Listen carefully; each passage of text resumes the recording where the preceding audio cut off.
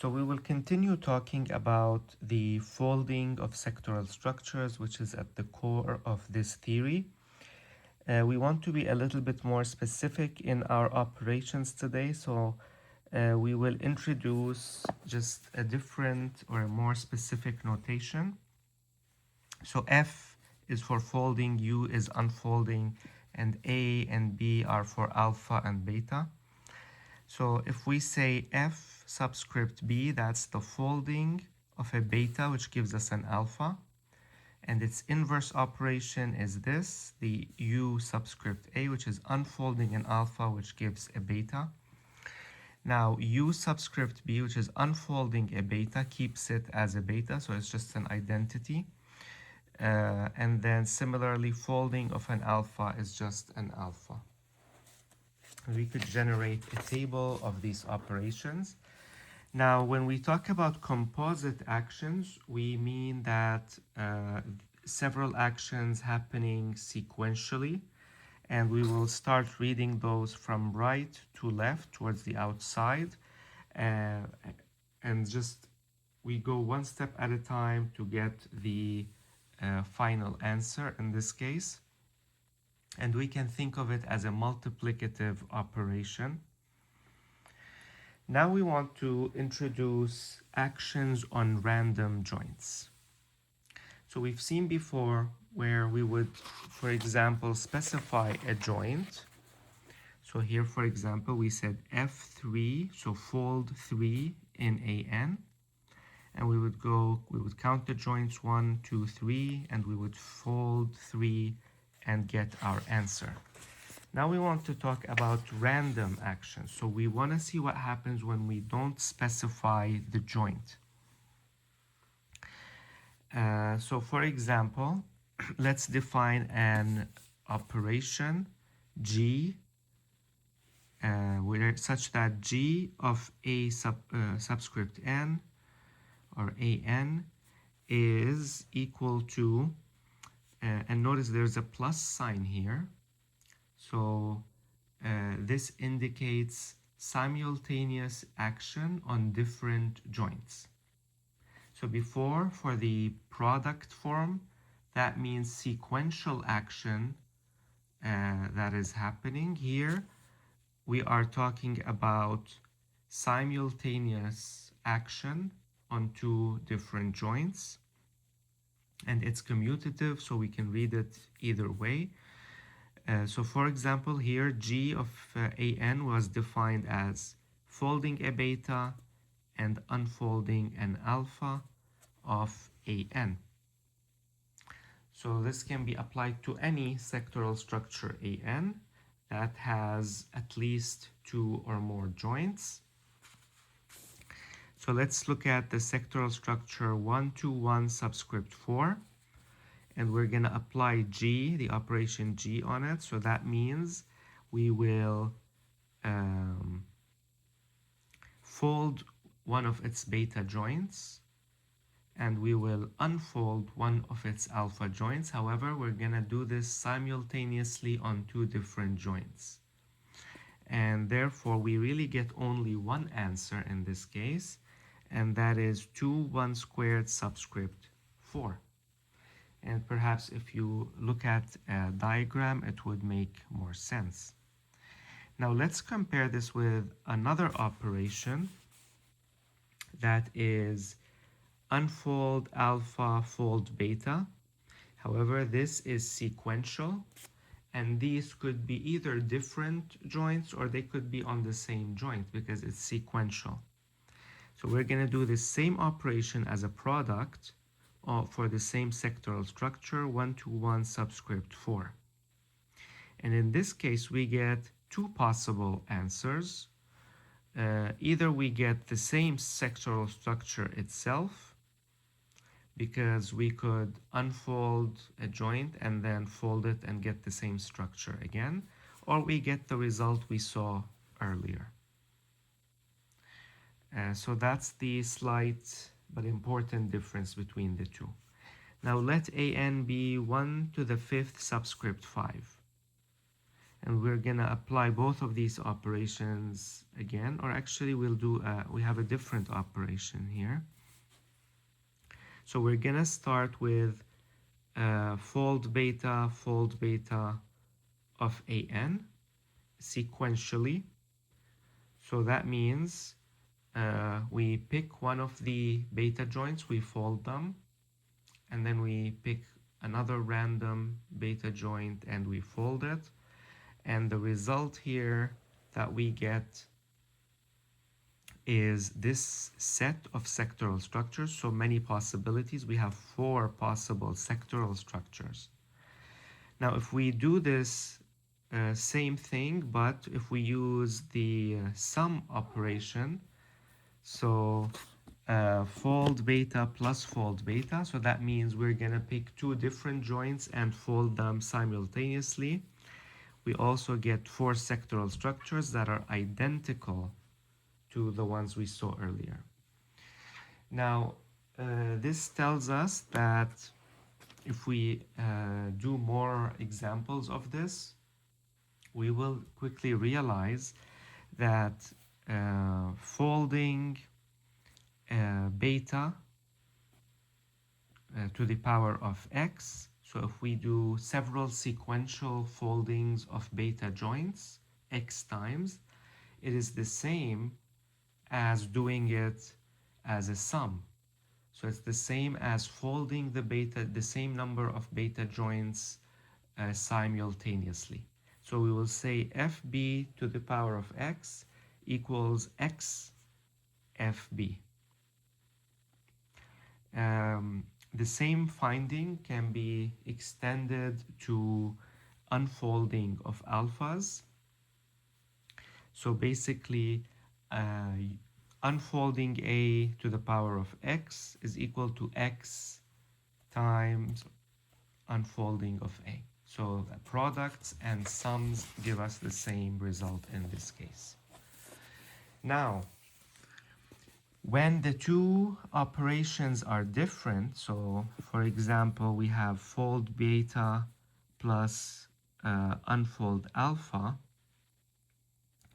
and we compare it to unfold alpha, fold beta, sequential as a sequential product, then we notice that this latter, or this one actually, the former one on the left, is a subset of the product. So the simultaneous sum is a subset of the sequential product for folding if it's a combination of 2 different operations.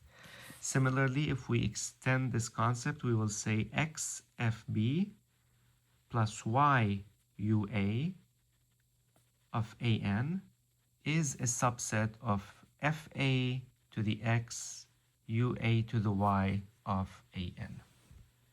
So this is another key finding of folding and unfolding sectoral structures.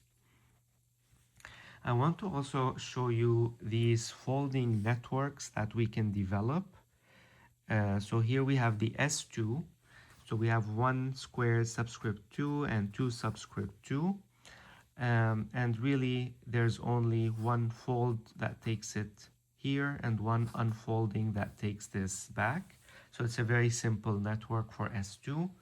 For ST3 we have, it gets slightly more. So we have 1 step between the xi structure and 2,1 subscript 3, and 1 step between this and the theta structure, and then 2 steps between the xi and theta structures.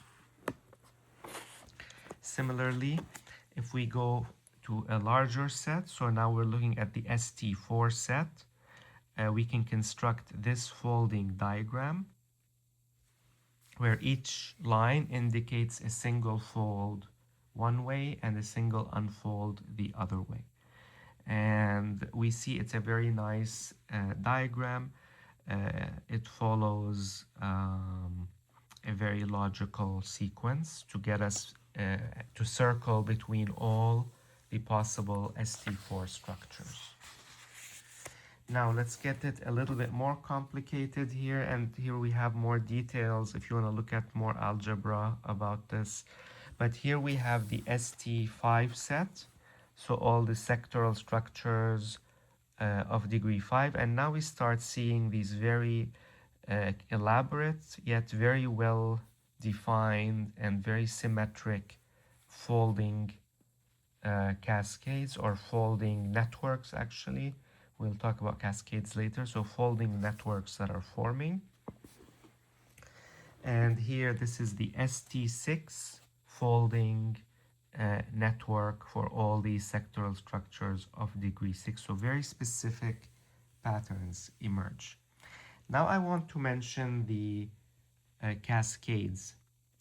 So if we have two sectoral structures of the same degree, such that AN has a greater order than BN, then if we want to find the number of random beta folds that takes us from AN to BN, we will call this its folding cascade.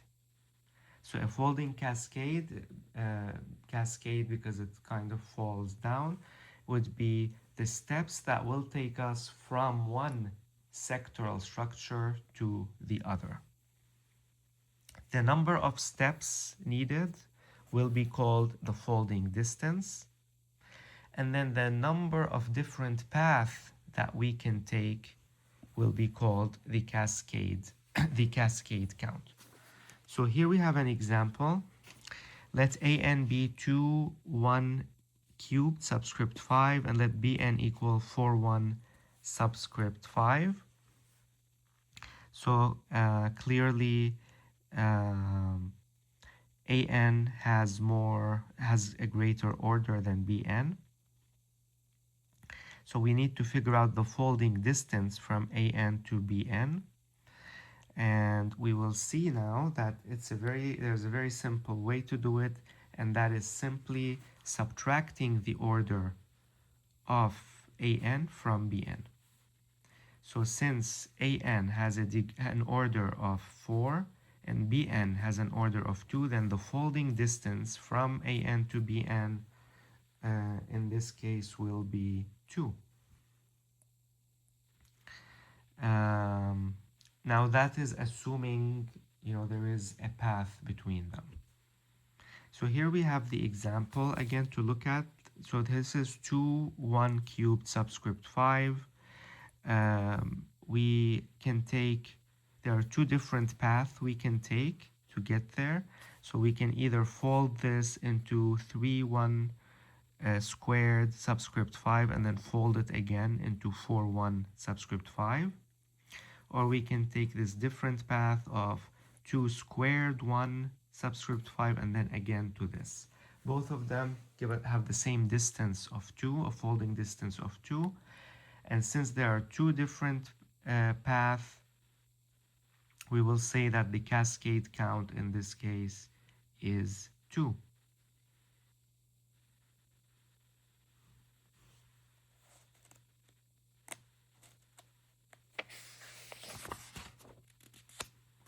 So sometimes it gets a little bit trickier. We can have more complicated folding patterns between the different sectoral structures, but it's always helpful to draw the path between, like the steps that would take us to ultimately reach that sectoral structure. Now here we will also talk about folding diagrams. Again, this is going to be a very helpful concept. This is similar to what we see in organic chemistry, the arrow pushing diagrams. So here we have these two sectoral structures, 8 subscript 8 and 1, 6, 1 subscript 8. Now we're going to be specific with which joints we want. So here, for example, to get from this to this, let's pick this let's say this is our um, L prime end, then we will say that we will unfold the joint right before it, and we will unfold the final joint in this theta structure. So unfolding we will indicate as x minus 1 to the power of negative 1. So that will be its algebraic representation. Minus 1 indicates the position of the joint, and the negative 1 here indicates unfolding. If it's positive, that means folding. So therefore, the polynomial representation of this operation O, we will say OAB, will be x minus 1 to the negative 1 times x minus 7 to the negative 1. Now, let's see the reverse or the inverse operation here. So if we want to go from here to here, we will need to first fold that first joint, and we will need to fold the seventh joint. So therefore, this will be, folding will just be a power of positive 1, and the location here is 1, the location here is 7, so this will be x minus 1 times x minus 7. Now notice if we multiply these two with each other, we will get, all of these will cancel and we'll get 1, which is just an identity. It means we really, as if we haven't done anything. Let's look at another example. We have an is 3,1 subscript 4, bn is 2,2 subscript 4, and we want to go from an to bn.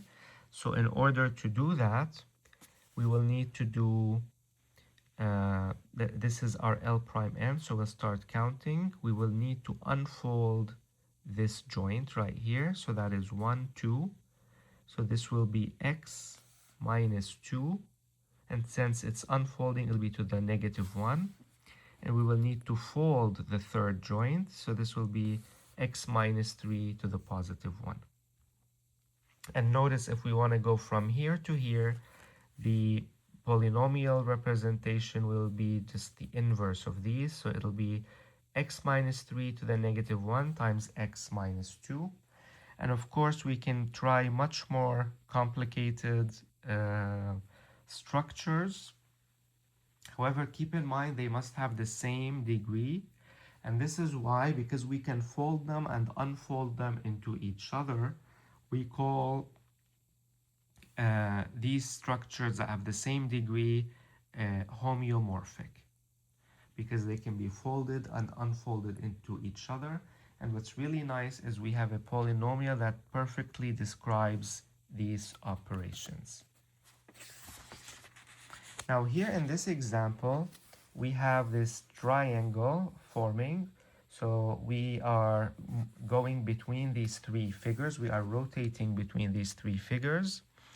And the reason I wanted to give this example is because what it shows us is that if we want to go, let's say this is, we're going from A to C to B.